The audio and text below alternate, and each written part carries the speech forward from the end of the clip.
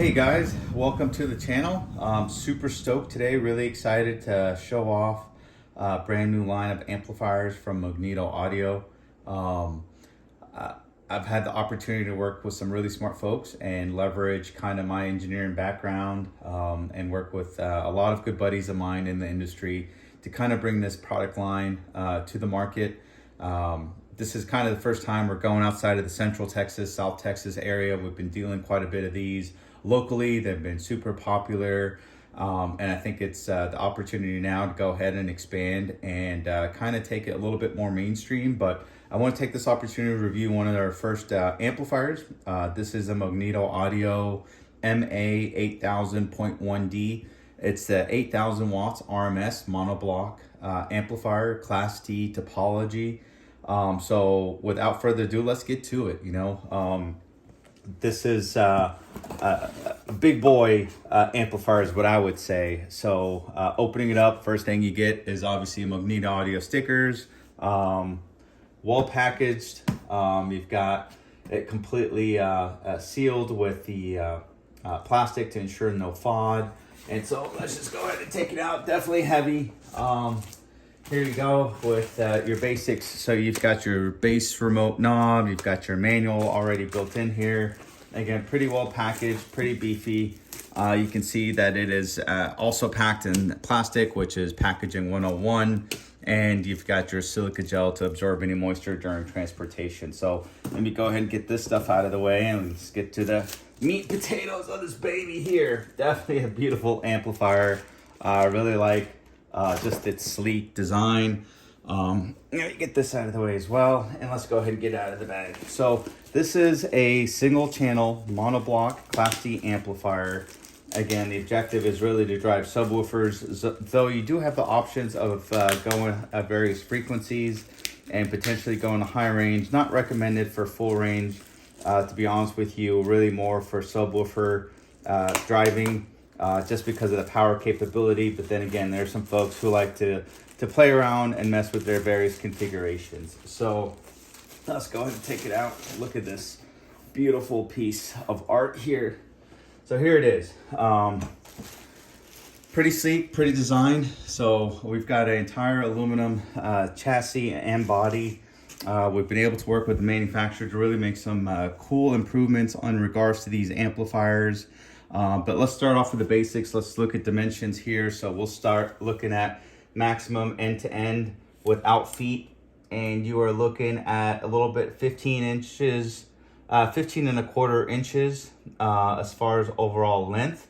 When we account for the feet itself, mounting feet, you're talking about, looks like about 16.5 inches. So 16.5 inches when you're accounting for the four mounting feet, which protrude the furthest away.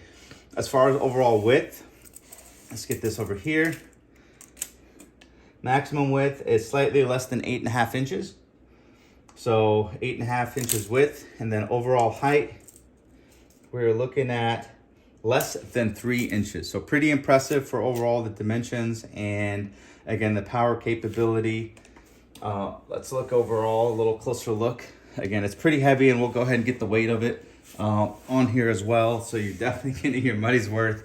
And there's a reason why it's also weighs this much. Some of the effort that we worked on is ensure about maximum heat dissipation.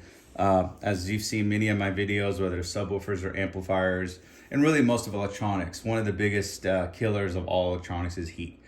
You want to find the most efficient way to be able to dissipate that heat, to remove heat away from the main active devices, or something like a subwoofer, which has voice coils that tend to get very, very hot, and you want to be able to move that heat away as well for better performance. And that's the same thing we're doing for these amplifiers. So let's look at one end here. This is the power input. So what this does, you've got dual power input for each polarity. So you've got dual oversized 0 gauge inputs for ground, and then you've also got dual 0 gauge inputs for the 12 volt or battery supply. This does have an operating voltage from 12 volts up to 16 volts, which is pretty impressive for those who are gonna, have banks of lithiums and supplemental power sources on top of your 14.4 alternator. So pretty cool. Even the high output alternators tend to also can be programmed to be slightly higher based on your regulator. So we did want to account for that. Cool part is you've got plenty of power, and with something like this that's 8,000 watts RMS, you know, just rule of thumb is peak power when you're pulling all that for various competitions or levels, you're gonna be pulling over 800 amps DC from your electrical power system. So you know, most of the folks that we've been dealing with that are buying these, really we ensure that they have their upgraded electrical, good wiring, right? Because that's how you're really going to optimize the utilization of this amplifier. So overall, excellent. I did mention oversized. I've got some kicker 0 gauge wire here. This is pretty good wire, and I will just show how this is oversized, that you can probably go bigger. Obviously a lot of good companies out there that make good cables. People even go and get some industrial stuff, but you can just put it right in here very, very easily to slide in. So you can see that it is oversized to allow you for increased cabling, so you can provide the least path of resistance cabling and power transfer from your storage or from your power source into the amplifier. So overall, really, really neat that we did make some slight improvements on that, and we're pleased the way it turned out. So good power is the most important thing when you're getting up to these power levels, right? Good power sources, good cabling, good grounding, and so we're pleased with that. We went ahead and oversized the remote wire. Was it needed? No, but you know what? It accommodates 8 gauge. You don't need to go. In fact, you can probably go bigger than 8 gauge. Here's my 8 gauge cable, and so you can easily accommodate 8 gauge remote. Again, this is a 12 volt signal with very, very low current draw. It's to enable the amplifier to turn on and off, but understanding that folks are going to have some beefy cables and it's more aesthetics as well, we went ahead and beefed it up. You can also see some smaller details for opening for ventilation. This will support how the cooling system in here is integrated. We do have active smart cooling for this amplifier that's dependent on power pull or current draw from the amplifier of when it enables and what RPMs the amplifier fans will actually be operating on. So let's look at the other side here. Here we've got our output. So pretty cool in regards to the RCA jacks. This is what is often referred to as Tiffany style RCAs. Basically, they're just a little bit more improved shielding, so it does allow for better performance as you're constantly pulling in or pulling out your RC cables. If they're mounted directly to the board, it does tend to put just more stress on the board. Here reinforces it, so these tend to be a little bit more popular, so we got that on there. As far as settings, you've got the high pass filter from 15 to 80 hertz. You've got the low pass filter from 80 hertz to 20 kilohertz, again for that option where you can really run it at full range. We don't recommend it, though it's capable of it, right? Probably overkill, but if you're running something that's not focused on really large subwoofers or SPL type competitions, this certainly could accommodate it. Then you've got your gain, and then we also have a bass boost, and this actually boosts it at 44 hertz. We were shooting for 45, and then as we kind of ran all of our measurements, it's stuck at 44. Again, pretty good. So that's where your bass boost from 0 dB to 12 dB will be focused on, is that 44 hertz here. And then of course you've got your remote input, and within the amplifier itself, you've got 3 notification LEDs. You've got the protect, the clip indicator, which shows that you've exceeded 1% total harmonic distortion, and the power indicator here. As far as the speaker output, these are 0 gauge outputs, and again, oversized, I'm sorry, apologize, not 0 gauge, 8 gauge. 8 gauge oversized outputs, and you've got dual for the negative and dual for the positive. Again, I've got 8 gauge right here, and we can easily be able to put that in there with no problem. So you can probably push it. I don't think they make 6 gauge, but I don't think it's quite as big enough to put 4 gauge in here unless you want to do a reducer. And this is my 4 gauge, and I'll compare my 8 gauge to my 4 gauge here. You can see the difference. So certainly 8 gauge for the type of power level you'll be driving through here is overall pretty impressive. So again, similar, you've got the open ventilation here. This is part of our thermal management design. All of our leads are tinned as far as input, and we did use copper. So these are copper tinned terminal blocks for maximum power transfer and minimizing overall resistance. Again, it's very low voltage, high current, so you do want to try to have the best connectivity here overall. So let's take a look on the back side here. Backside is where you will see our active cooling. This is something we spent quite a bit of time on, and that's why we were kind of waiting on these after our 3000 watts RMS line, 5000 watts RMS line, the 8000 watts RMS. We really wanted to ensure that we improved the overall cooling mechanism, though we have increased obviously the number of MOSFETs utilized and improved those as well. So we do use Infineon silicon-based MOSFETs in all of ours. They're not generic, so we really went above and beyond to ensure that they've got the lowest RDS and very high current rating, so which is great. But these are cool in regards to fans. I won't go into too much detail on them, but we did improve the overall operation as well as the operating audible sound of these fans, which is cool. So when they're running, you are not going to hear them, but they're still putting out quite a few CFMs, which is cubic feet per minute as far as airflow. So this is really, really cool. And the way it was designed, we actually made the legs a little bit offset here. So if you can see, once you mount it on a flat surface, there's still enough space that it will actually draw the current, the airflow through without impeding it. Now, you don't want to mount this to carpet because it will impede the overall flow. But this was kind of optimal to be able to draw heat from both ends of both the input stage and the output stage. So we're very impressed, and the data showed that we got a lot more improvement than just kind of side-to-side ventilation. So that was really cool. Next thing I wanted to show is so we got the dimensions, we've got the features on here. Let's look at the weight. So let me grab my scale, and then we will go ahead and take a weight measurement on it, and then we'll also look through some of the specifications. All right, so let's get this thing weighed over here, and let's make sure that's zeroed out. But again, that's it. It's beefy, and it's beefy for many reasons. We added additional metal and mass, and that's going to help a lot. So it looks like 12 pounds, 15 ounces. So again, pretty beefy for what you're getting here. Our objective was to ensure that cooling was one of our top priorities. And so that's why we wanted to make sure we got better MOSFETs, which were the most efficient.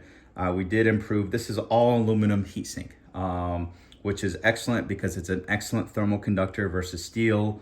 And so we ensured that it was all aluminum. Here's my neodymium magnet, and you can see nothing sticks because it is all aluminum. Aluminum is non-magnetic.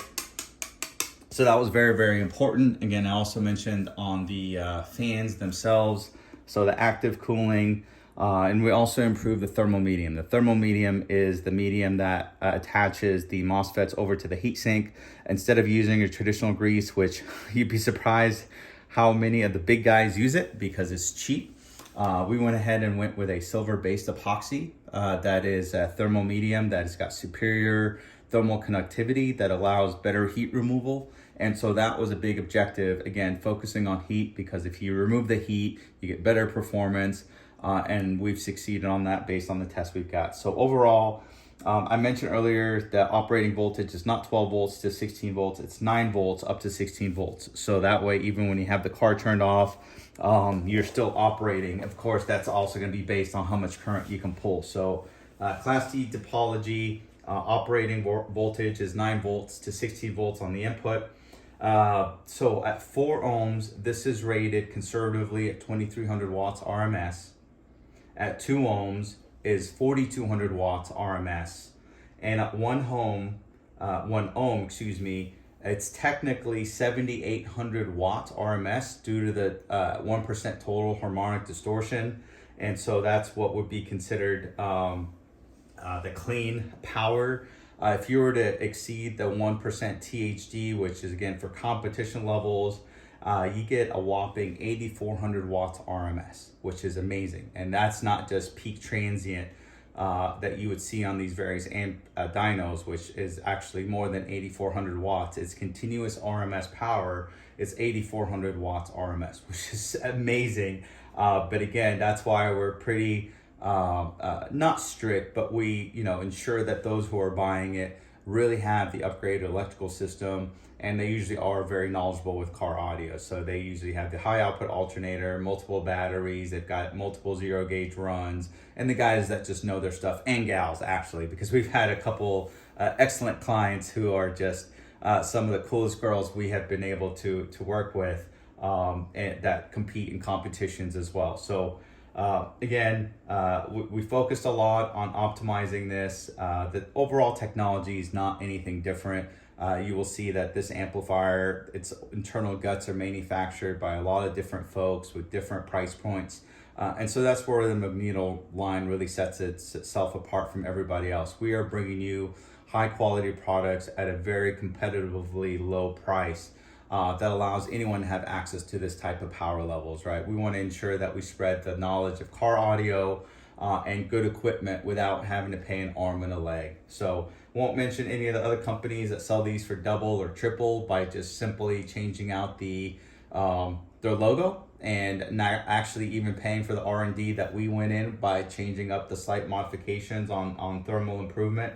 But that being said, you're getting more than your money's worth on something like this. So signal to noise ratio was another thing that we wanted to focus on, was grounding scheme.